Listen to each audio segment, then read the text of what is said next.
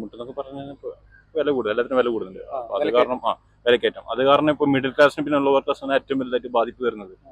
Okay, so അത് പിന്നെ നോക്കുകയാണെങ്കിൽ അത് മാത്രമല്ല, ഈ അഴിമതി ഒരുപാട് നടക്കുന്നുണ്ട്.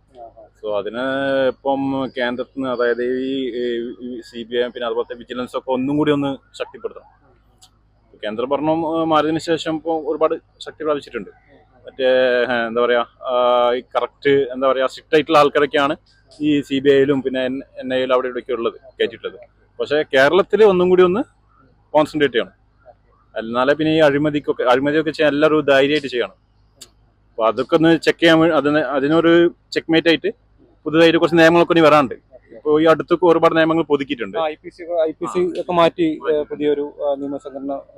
പക്ഷെ അതുപോലെ തന്നെ ഈ അഴിമതിക്കെതിരെയും ശക്തമായിട്ട് എല്ലാ സ്ഥാപനങ്ങളും നിരീക്ഷിക്കുന്ന തരത്തിലൊരു സംവിധാനം വേണം.